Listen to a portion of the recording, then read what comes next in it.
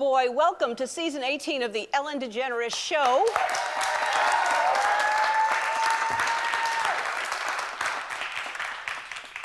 If you're watching because you love me, thank you. If you're watching because you don't love me, welcome.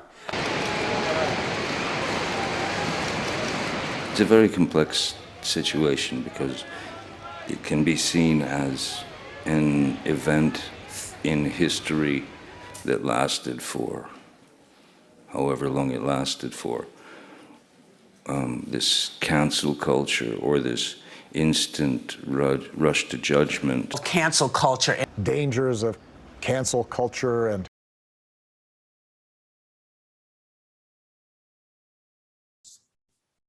I honestly couldn't say. I know that the earliest I was aware of it was in 2016, where I stumbled across a series of YouTube videos that contained titles with the capitalized letters SJW. In these videos, it showed predominantly female activists with various signage cursing, generally at male commentators who were opposing their views. From what I remember, these protests centered around the issues of abortion and consensual sex. It was probably a few weeks later when I found out that the abbreviation SJW stood for Social Justice Warrior. And from there, I began to notice more and more of these kinds of videos being recommended in my YouTube feed. I think the main issue is just people's, I guess, lack of openness to just a difference of opinion.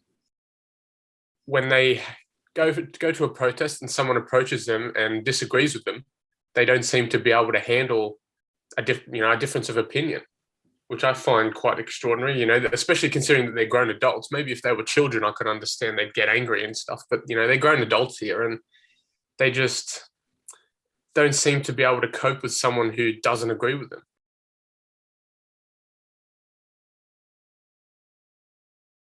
That she allowed him. She facilitated wait, it. no, she didn't. And She no. What? How did she facilitate it?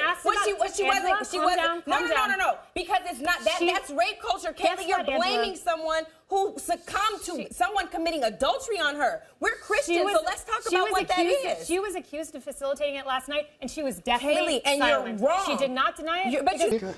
Can I speak, Andrew, without you being a participant? Are you a participant in this show or a host? Are you a professional host or a participant? I'm trying to get to the bottom of the issue, but you try and insult the other guest. Are you the host of this program, professional and cool? Or are you a participant? You should declare what you're doing at the beginning of the segment. You should declare your interests at the beginning of the segment. Because I can tell you the viewers had a gutful of you having a bet each way.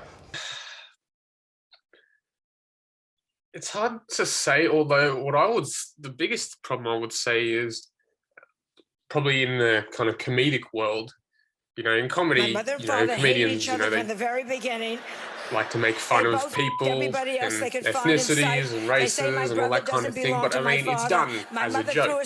People, at least I would think that people know this, although now when you look at it, it seems that even if you're doing it for the sake of a joke, it's deemed offensive and you can't even make a joke anymore, really. Well, in terms of affecting our future, for me as a student of film, I've always seen the film and TV industries as an opportunity to enable audiences to escape the burdens of our modern world and immerse themselves in a medium that allows us to travel to another dimension where all our earthly problems can be forgotten, only to re-emerge once the movie or TV show episode is finished. What I see increasingly now, and more so with the abundance of subscription platforms, is that more and more of these movies and TV shows include social or political messages embedded in them that are designed to encourage viewers to alter their views and conform to widely accepted social media-based viewpoints without the viewer knowing.